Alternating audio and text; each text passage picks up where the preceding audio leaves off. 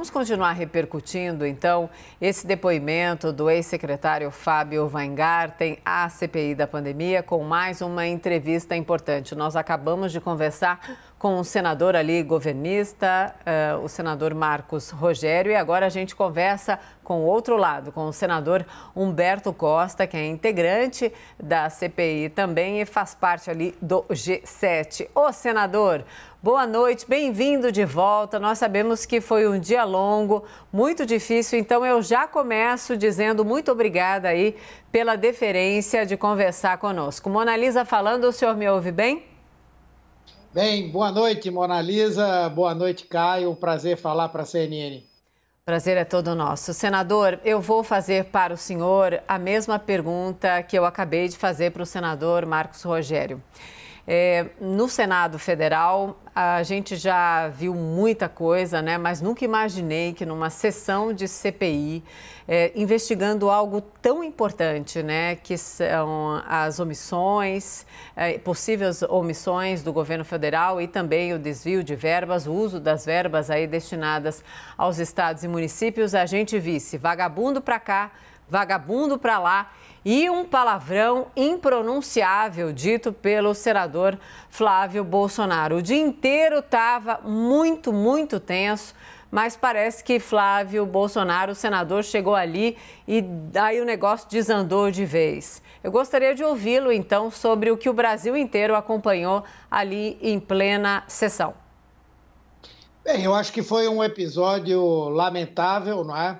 A base do governo e o governo tem feito de tudo para tentar impedir que a CPI chegue ao seu objetivo de estabelecer as responsabilidades por essa crise sanitária gravíssima que nós estamos vivendo no Brasil nesse momento.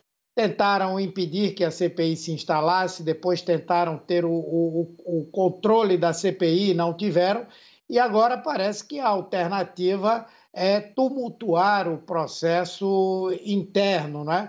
Isso é uma demonstração clara do quanto essa CPI preocupa o governo federal e também o quanto eles estão dispostos, né, a tentar fazer com que o processo seja efetivamente conturbado, né? Mas nenhum de nós vai aceitar qualquer tipo de intimidação. Não vamos aceitar isso. Amanhã vamos continuar, vamos chamar quem tivermos que chamar e vamos perguntar o que nós quisermos, independentemente da opinião de quem quer que seja. Então, se a pessoa que promoveu isso achou que ia deixar um ambiente de intimidação, ela acho que errou redondamente. Senador, o senador Flávio Bolsonaro fez a manifestação por causa ali da reiteração, né, feita pelo senador Renan Calheiros sobre a necessidade de prisão, então, do ex-secretário, porque ele estaria mentindo à CPI. O senhor acha que a condução feita pelo senador Renan Calheiros e a pontuação dele, elas estão corretas? Acho que sim, eu acho que o senador Renan foi extremamente respeitoso com o Fábio Weingarten em todo o processo. Acho que a condução do senador Omar também, embora ele tenha sido duro com o próprio Fábio Weingarten, foi um depoimento do ponto de vista da seriedade, do ponto de vista do compromisso em dizer a verdade, foi um desastre completo. Ele desmentiu a própria entrevista que havia dado à revista Veja.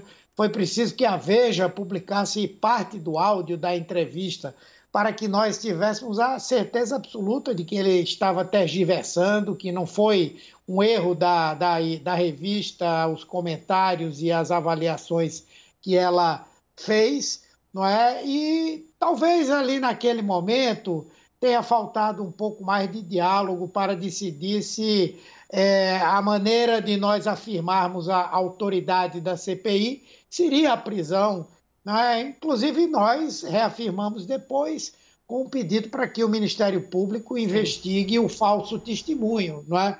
Eu acho que faltou articulação entre nós ali para avaliar como fazer. Agora, independentemente disso, é inaceitável que alguém invada a reunião da CPI para produzir impropérios, agressões Eu não sei por que estavam tão preocupados com a possibilidade de que o ex-secretário fosse preso. Caio, chega na conversa. Caio. Senador, boa noite. Eu queria que o senhor analisasse o G7 hoje. Palácio do Planalto, governo, vendo ali uma luz no fim do túnel para atrair o presidente da CPI, Omar Aziz, pelo menos para desequilibrar um pouco essa maioria governista que vocês consolidaram. Vocês saem hoje com uma trincadinha de leve, bem de leve, não acredito também em rompimento de forma alguma hoje.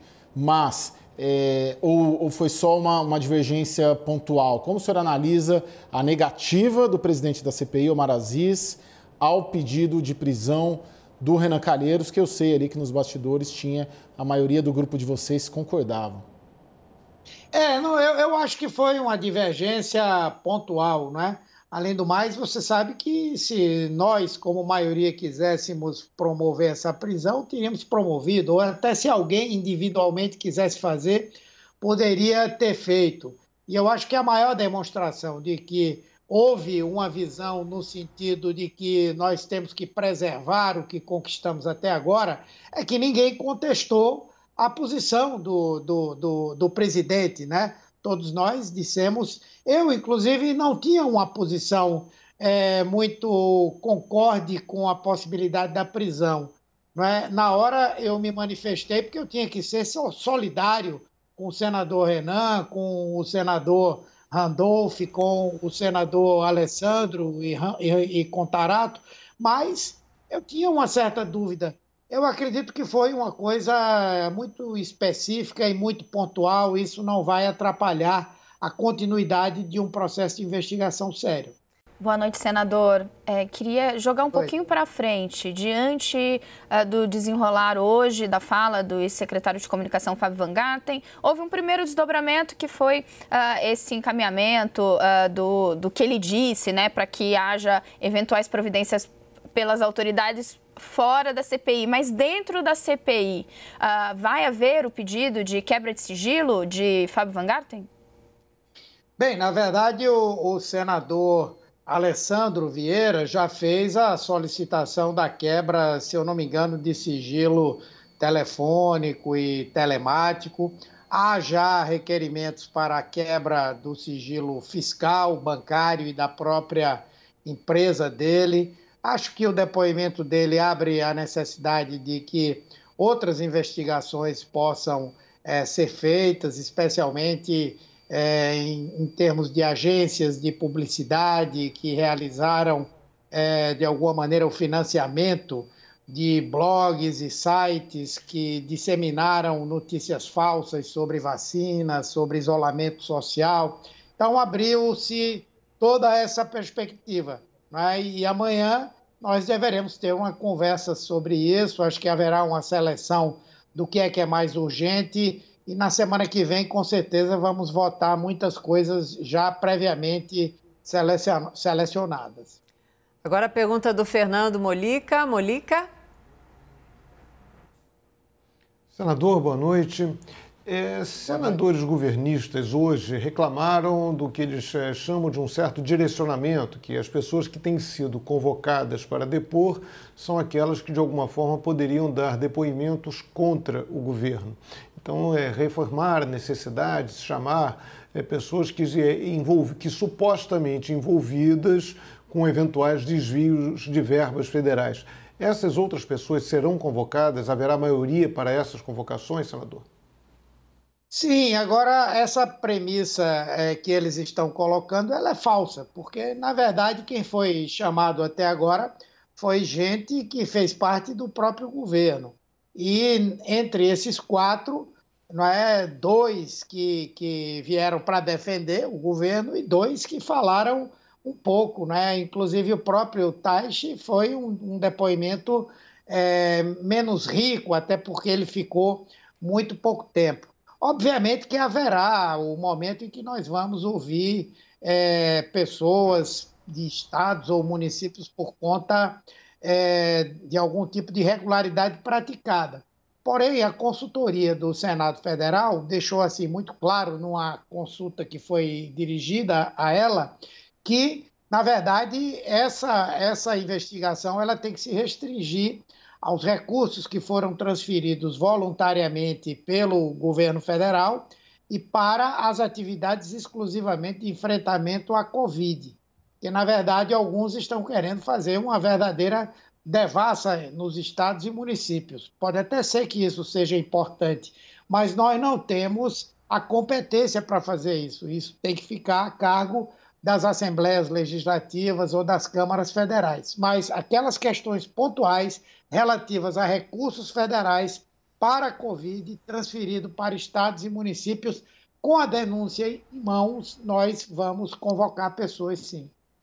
Senador Humberto Costa, muito obrigada pela gentileza. Eu reitero aqui, muito obrigada de verdade. Eu sei que está muito difícil trabalhar lá e falar aqui conosco, mas é fundamental, né, ouvir os dois lados. Fizemos isso, então, ouvindo o senhor e também o senador Marcos Rogério. Muito obrigada. Amanhã tem mais, estaremos acompanhando, né, a partir das 10 da manhã. Boa noite, senador. Boa noite, Mona Lisa.